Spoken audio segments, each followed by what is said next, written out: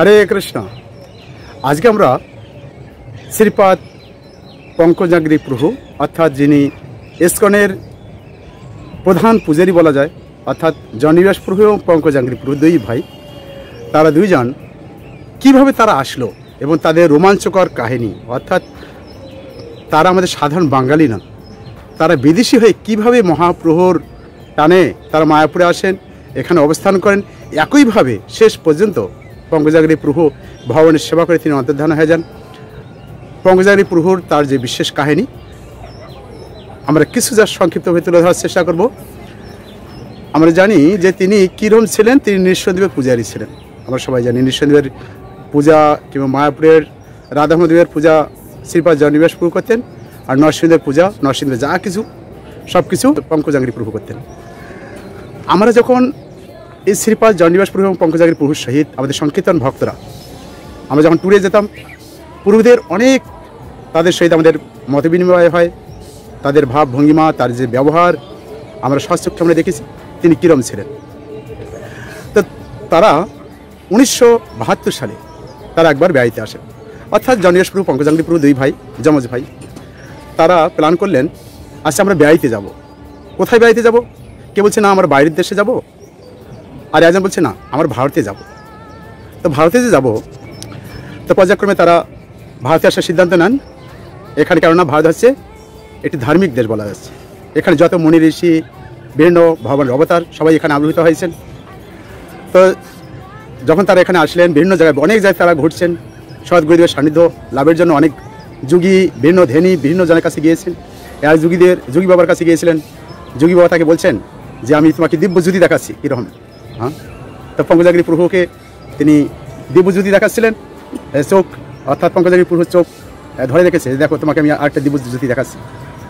তো অত্যন্ত অনেক কিছু লীলা হয়েছে, কিন্তু তিনি পরবর্তীতে স্বপ্নে দেখলেন যে শিল প্রভুপাদ এসেছেন, শিল প্রভুপাদ এসে দুইটা দিব্যজ্যোতি তাকে দেখিয়েছেন। তখন তিনি দেখলেন যে না, এই যোগী বাবুতে একটা দিব্যজ্যোতি দেখালেন, কিন্তু শিল প্রভুপাদ এরকম করছেন না, তাহলে আমাদের প্রভুপাদের সান্নিধ্যে যাওয়া উচিত। যাই হোক, প্রতিমধ্যে এক সময় তারা কিছু বনে ঘুরতে গেলেন, কিন্তু বনে ঘুরতে গিয়ে যখন তারা দেখছিলেন একটা হাতির পাল এসে গেছে, হাতি তারা জল খাওয়ার জন্য হ্রদে এসেছে। কিন্তু যখনই তারা দুই ভাইকে দেখলেন, তারা সুর উপর পাশে করে জোরে জোরে চিৎকার দিচ্ছেন, অত্যন্ত ভীত হয়ে গেছে। জনিবাস প্রভু পঙ্কজাগিরি প্রভু বলছে এখন কি করা যায়? পঙ্কজাগিরি প্রভু বলছে তাহলে একটা বড় গাছ দেখা যাক, কোথায় একটা বড় গাছে উঠে একটা বড় ডালের মধ্যে আমরা উঠবো, সেখানে তার কিছু করতে পারবে না। তো কিছু সময় পরে সেখানকার বন দপ্তর থেকে অর্থাৎ সরকারি কর্মচারীরা তারা গাড়ি নিয়ে এসেছেন এবং তাদেরকে বলছে তোরা আসো, তাড়াতাড়ি আসো, ইমিডিয়েটলি গাড়িতে ওঠো। তারা কিছু বুঝতে পারছে না কী করবেন। অর্থাৎ কয়েকদিন আগে সেখানে একজন আমেরিকান ভক্ত, বিদেশি ভক্ত সেখানে এসেছিল, একইভাবে তারা হাতি তাদেরকে মেরে দিয়েছিল। তো এই জন্য যাতে আর এই সরকারি কর্মচারীদের চাকরি যাতে না যায়, এই জন্য তারা তাদেরকে টেনে এসে গাড়িতে তুলে তারা তাদের আস্তানা নিয়ে আসলেন এবং পঙ্কজাগিরি প্রভুকে দরজা বন্ধ করে লক করে দিলেন। জনিবাস প্রভু বলছে আরে তোমরা আমার ভাইকে এইভাবে দরজা বন্ধ করে দিলে, না আমার ভাইকে বাহির করে দাও, আমরা এখন চলে যাবো। তো অনেক কিছু ইয়া করার পরে কিছু সময় পরে তাকে বাহির করে দিল। তো 1972 সালে তারা একবার মায়াপুরে ঘুরতে এসেছিলেন। এর পূর্বে তারা জগন্নাথপুরীতে গিয়েছিলেন, অর্থাৎ ইসকন সাধুদের মাধ্যমে তারা একটা সেই ব্যাক টু গডহেড পত্রিকা পেয়েছিলেন, পরে অনেক ভালো লেগেছিল। এর অনেক অনেক কাহিনী যাচ্ছে না। তো 1972 সালে তারা মায়াপুরে আসে, বেড়াইতে এসেছিলেন এবং এখানকার দেখে আবহাওয়া দেখে খুব ভালো লেগেছে এবং 1974 সালে মায়াপুরে তারা জয়েন করেন। তো যখন তারা এসেছিলেন এখানে, সেখানে এত কিছু পরিবেশ ছিল না, আমরা যে বর্তমান মায়াপুরে পরিবেশ দেখতে পাচ্ছি এত কিছু ছিল না। সেখানে তখন একটা সেই ভজন কুটি ছিল, আর লং বিল্ডিংয়ের সেই সময় ছাদ ঢালাই হচ্ছিল। প্রথম যে 30 জন ভক্ত ছিল, 30 জন ভক্তের মধ্যে এই দুইজন ছিলেন অন্যতম। তো সেই সময় বিশেষ করে ছিল শ্রীমৎ জয়প্রকাশ গুরু মহারাজ কিংবা অচ্যুতানন্দ প্রভু, অনেক অনেক ছিলেন। তো যাই হোক, প্রভুপাদ তাদেরকে বলছেন এই দেখো শুধু জপ করলে কি চলবে, কিছু করো মায়াপুরের জন্য। তো তারা কি করবেন ভেবে পাচ্ছেন না। তো প্রভুপাদ বলছেন যে দেখো কিছু করো, তোমাকে কিছু করার জন্য বাইরে যেতে হবে না, তোরা মায়াপুরে এমন কিছু করো, সমস্ত জায়গার ভক্তরা এখানে আসবে বাড়িতে। হ্যাঁ, তো পরবর্তীতে রাধামাধব লোটাস বিল্ডিং হয়, সেখানে রাধামাধবের বিগ্রহ আসে। জানি ছিল প্রভুপাদ জনিবাস প্রভু পঙ্কজাগিরি প্রভুকে অত্যন্ত স্নেহ পরায়ণ, অত্যন্ত ভালোবাসতেন এবং রাধামাধবের সেবার ভার তাদেরকে অর্পণ করেন। সে সময় পর্যন্ত আজ অবধি আমরা জনিবাস প্রভু পঙ্কজাগিরি প্রভুর আমরা তাদের মনোভাব দেখতে পাই, অত্যন্ত সরল। তারা অনেক বড় ভক্ত ছিল প্রভুপাদের শিষ্য, কিন্তু তাদের দৈন্যতা অনেক। হ্যাঁ, আমরা তাদের কাছে কিছু না, তুচ্ছ। আমরা সংকীর্তন ভক্ত যখন আমরা আসতাম মায়াপুরে, যখনই আমরা প্রভুকে আমরা বলতাম যে প্রভু চলুন আজকে গঙ্গা স্নানে যাবো, যতই কাজ থাক না কেন, এবং কি আমরা যদি ট্যুরেও যাই, আমরা বর্ষে একবার করে ট্যুরে যাই, যদি বলি যে প্রভু চলুন এবার ট্যুরে যাব, কোথায় সেই বৃন্দাবন মুক্তিনাথ পর্যন্ত আমরা প্রভুর সাথে আমরা গিয়েছিলাম। মুক্তিনাথ কোথায়, কত ঠান্ডা, এবং চারি ধাম কেদারনাথ বদ্রীনাথ প্রভুরা গিয়েছিলাম আমাদের সাথে।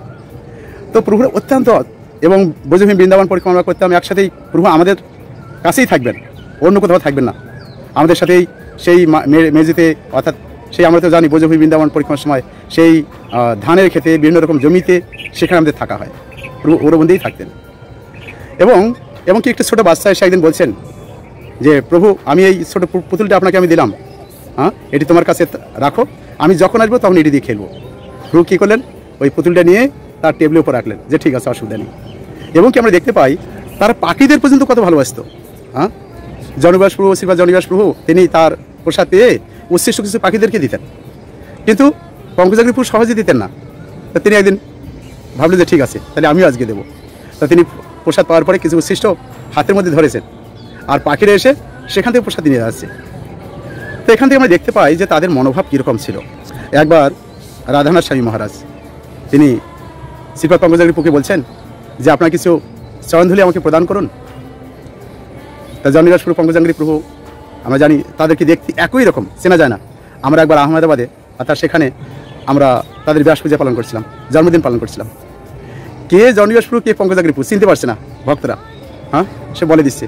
আমি যখন দ্বারকা টুরে গিয়েছিলাম, তো তারা বলছে না যে আমার তো এটা লোটাস ফিট নয়, আমার এটা হচ্ছে ক্যাকটাস ফিট, অর্থাৎ। তো তখন রাধানাথ মহারাজ বললেন আচ্ছা ঠিক আছে, সেটা তো যে অসুবিধা নেই, যে অ্যালোভেরা ফিট কম করে দিতে পারেন আপনি, অর্থাৎ অ্যালোভেরা কীরকম গুণ। যাই হোক, অর্থাৎ পঙ্কজাগিরি প্রভু এক কথায় রসিক মানুষ ছিলেন, হ্যাঁ রসিক ভক্ত ছিলেন।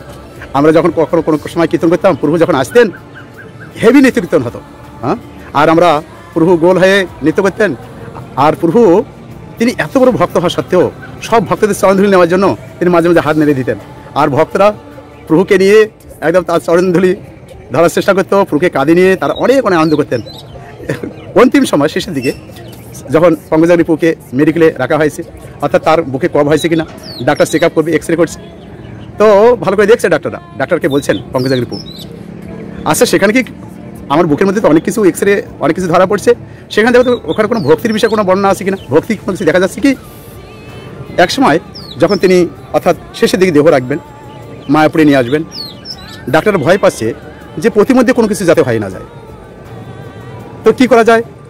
তো পঙ্কজাগিরি প্রভু বললেন তাদেরকে যে তোরা এক কাজ করো, আমাকে এখানে ছেড়ে দাও, আমি গঙ্গায় গিয়ে ঝাঁপ দিয়ে দেবো আর মায়াপুরে গিয়ে উঠে যাব। অর্থাৎ অন্তিম সময় পর্যন্ত তিনি বিভিন্নভাবে ভক্তদেরকে আনন্দ প্রদান করতেন। যখন ভাগবত পাঠ হয় আমরা দেখতে পাই যে প্রভু সবসময় বই ভাগবত গ্রন্থ নিয়ে ভাগবত পাঠে আসনে গিয়ে প্রথম এক সাইডে তারা বসবেন, অর্থাৎ গ্রন্থ সাথে নিয়ে যাবেন। অর্থাৎ প্রভুর কাছ থেকে আমরা শিখতে পাই যে কীভাবে ভক্ত হতে গেলে তার কীরকম দৈন্যতার মনোভাব থাকতে হবে, দৈন্য, আত্মনিবেদন, গতিত্বে বরণ, অবশ্য রক্ষিবে কৃষ্ণ বিশ্বাস বরণ, তাদের কোনো বিকার নেই। তার এতই বড় মহান ভক্ত, কিন্তু তারা যেন অত্যন্ত ছোট ভক্তের মতো তারা আচরণ করতেন, অত্যন্ত সরল মনোভাব। এই জন্য যখনই কারো কোনো সমস্যা হোক, প্রভুরা যত রকম তাদের সমস্যা থাকে না কেন, যতই ব্যস্ত থাকে না কেন, সবার ছোট বড় সবার ভেতরে ম্যানেজমেন্ট, সবার মধ্যে তারা তাদের হৃদয় জয় করছিলেন, এবং যে কোনো ব্যক্তি তার কাছে আসতেন পরামর্শ নেওয়ার জন্য। আমাদের এই বিশেষ করে তাদের কাছে আমাদের প্রার্থনা করা উচিত যাতে আমাদের তাদের যে ভক্তি মনোভাব বল কিছুটা হলে যেন আমাদের হৃদয় সঞ্চারিত হয়, আমাদের ভক্তি জীবনে থেকে যেন আমাদের অন্তিম সময় পর্যন্ত ভগবানের সেবা করে আমাদের জীবনকে সার্থক করতে পারি। শ্রী পঙ্কজাগিরি প্রভু কি জয়, জননিবাস প্রভু কি জয়।